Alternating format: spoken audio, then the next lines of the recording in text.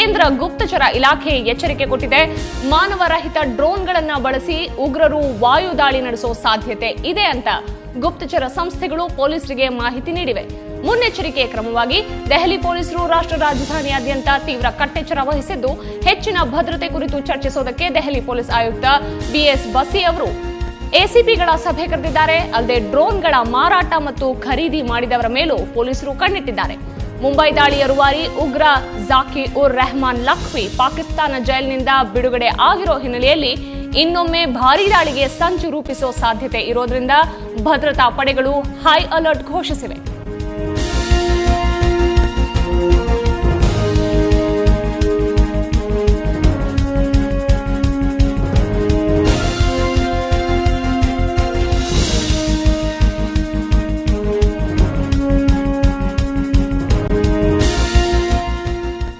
ರಾಷ್ಟ್ರ ರಾಜಧಾನಿ ದೆಹಲಿಯಲ್ಲಿ ಹೈ ಅಲರ್ಟ್ ಘೋಷಣೆಯಾಗಿದೆ. ಮುನ್ನೆಚ್ಚರಿಕೆ ಕ್ರಮವಾಗಿ ದೆಹಲಿ ಪೊಲೀಸರಿಂದ ದೆಹಲಿಯಾದ್ಯಂತ ತೀವ್ರ ಕಟ್ಟೆಚ್ಚರವನ್ನ ವಹಿಸಲಾಗಿದೆ.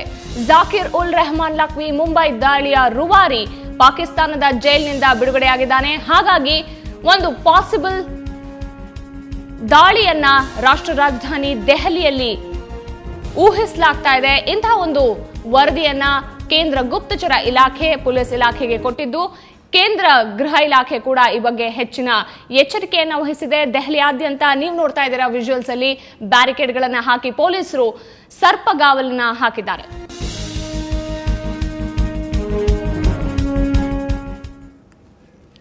ಈ ಬಗ್ಗೆ ಇನ್ನಷ್ಟು ಡೀಟೇಲ್ಸ್ ಕೊಡ್ತಾರೆ ದೆಹಲಿಯಿಂದ ನಮ್ಮ ಪ್ರತಿನಿಧಿ ಪ್ರಶಾಂತ್ ನಾಥು. ಪ್ರಶಾಂತ್, ಈಗ ದೆಹಲಿಯಾದ್ಯಂತ ಹೈ ಅಲರ್ಟ್ ಘೋಷಣೆಯಾಗಿದೆ.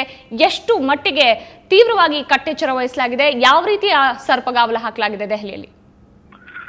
ಸಂಗೀತ, ಇವತ್ತು ಬೆಳಗ್ಗೆ ಕೇಂದ್ರ ಗುಪ್ತಚರ ಇಲಾಖೆ ಪೊಲೀಸರಿಗೆ ಒಂದು ಮಹತ್ವದ ಮಾಹಿತಿಯನ್ನ ಹಂಚಿಕೊಂಡಿದೆ. ಪ್ರಮುಖವಾಗಿರ್ತಕ್ಕಂಥದ್ದು ಡ್ರೋನ್ ಮೂಲಕ ದೆಹಲಿ ನಗರದ ಆಯಕಟ್ಟಿನ ಸ್ಥಳಗಳ ಮೇಲೆ ದಾಳಿಯನ್ನ ನಡೆಸಬಹುದು ಅಂತಕ್ಕಂಥ ಒಂದು ಖಚಿತ ಮಾಹಿತಿ ಗುಪ್ತಚರ ಇಲಾಖೆಗೆ ದೊರೆತಿತ್ತು. ಪಾಕಿಸ್ತಾನದ ಜೈಷ್ ಎ ಮೊಹಮ್ಮದ್ ಸಂಘಟನೆ ಈ ರೀತಿಯಾಗಿರ್ತಕ್ಕಂಥ ಒಂದು ಸಂಚನ್ನ ಹೆಣಿತಾ ಇದೆ ಅಂತಕ್ಕಂಥದ್ರ ಬಗ್ಗೆ ಕೂಡ ಮಾಹಿತಿ ಇತ್ತು. 2 ದಿನಗಳ ಹಿಂದೆಷ್ಟೇ ಜಪಾನ್ ಪ್ರಧಾನಿ ಶಿಂಜೋ ಅಬೆ ಅವರ ಕಟ್ಟಡದ ಮೇಲೆ ಡ್ರೋನ್ ದೊರಕಿತ್ತು. ಡ್ರೋನ್ ಮೂಲಕ ಜಪಾನ್ ಮೇಲೆ ದಾಳಿಯನ್ನ ನಡೆಸಬಹುದು ಅಂತಕ್ಕಂಥ ಶಂಕೆ ವ್ಯಕ್ತವಾಗಿತ್ತು. ಈಗ ಭಾರತದಲ್ಲಿ ಕೂಡ ಆ ರೀತಿಯಾಗಿರ್ತಕ್ಕಂಥ ಖಚಿತ ಮಾಹಿತಿಗಳು ದೊರಕಿವೆ ಕೇಂದ್ರ ಗುಪ್ತಚರ ಇಲಾಖೆಗೆ. ಡ್ರೋನ್ ಮೂಲಕ ಸೆಂಟ್ರಲ್ ಡೆಲ್ಲಿಯ ಪ್ರಮುಖ ಎಸ್ಟಾಬ್ಲಿಷ್ಮೆಂಟ್ಸ್ ಗಳ ಮೇಲೆ ದಾಳಿಯನ್ನ ನಡೆಸುವ ಸಂಚನ್ನ ರೂಪಿಸಲಾಗ್ತಾ ಇದೆ ಅಂತಕ್ಕಂಥದ್ರ ಬಗ್ಗೆ ಕೂಡ ಮಾಹಿತಿ ಬಂದಿದೆ. ಹೀಗಾಗಿ ದೆಹಲಿ ಪೊಲೀಸ್ ಆಯುಕ್ತ BS ಬಸಿ ಹಿರಿಯ ಪೊಲೀಸ್ ಅಧಿಕಾರಿಗಳ ಸಭೆಯನ್ನು ಕರೆದು ಎಲ್ಲ ಏನು ಕಟ್ಟಡಗಳಿವೆ ಅವುಗಳಿಗೆ ಭದ್ರತೆಯ ಅದನ್ನ ಅಪ್ಡೇಟ್ ಮಾಡುವಂತೆ ಆದೇಶವನ್ನ ನೀಡಿದ್ದಾರೆ.